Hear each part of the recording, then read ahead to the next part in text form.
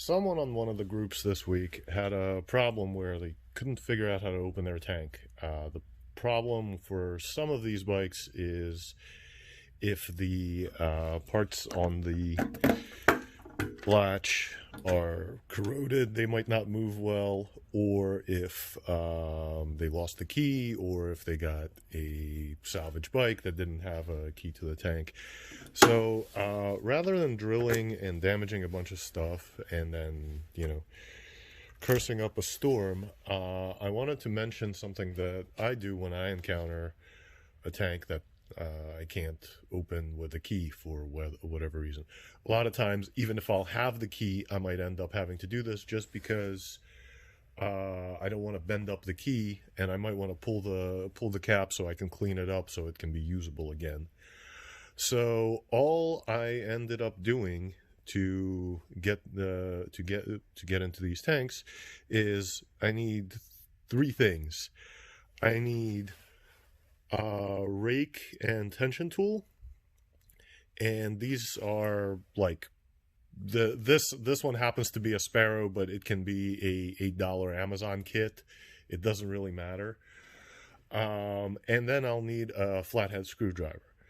So the reason I need a flathead screwdriver is because if the cap is jammed up, I might actually need to put some force onto it to get it opened up. So what I end up doing is there's a little plastic cover that slides out of the way. It slides towards the right side of the bike. You set the tension tool towards the front and just keep a little bit of pressure on it. And then with the rake, the wafers that are the lock are towards the back. And with the rake, I'm just going up and down across the wafers all the way down and off to the side, and then just kind of changing angle. This is not lock picking, this is raking. This is basically you're trying to kinetically tumble them into place. So just kind of stick them in, vary the pressure on the tension tool, and sometimes when you pull out the rake out of the lock, it'll actually open up. Now, as soon as it starts to turn, when it gets to, like, I don't know, 45 degrees or whatever, you can actually take all this stuff out and then grab a flathead.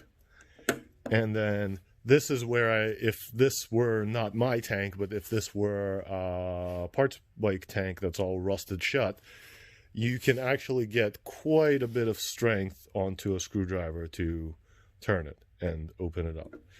Then the thing is, with these caps, you can't unscrew the bolts and pull the cap off because the little tongue here catches the lip. If you pry it off, you're going to damage the actual gas tank. So it's a lot better to pick it open it with or rake it open it with a key, and then you can remove the gas cap.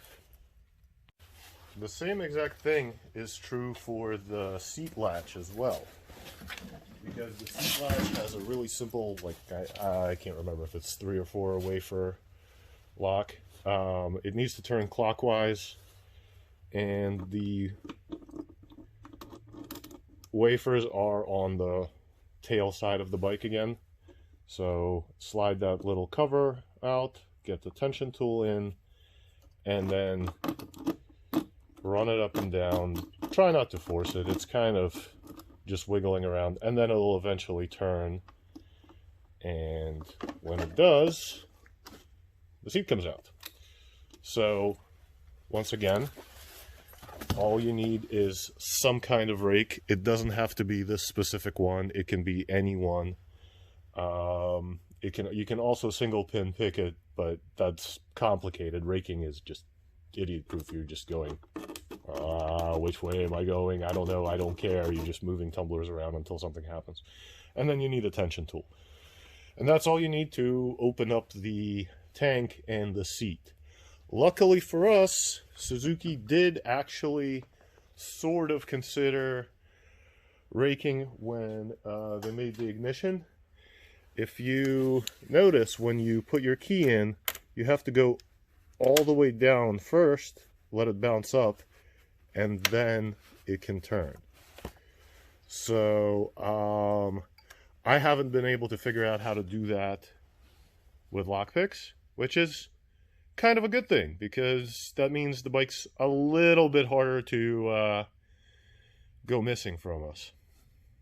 So that's the rundown on sv650 locks, and probably GSXR and probably every other Suzuki out there without laser cut keys.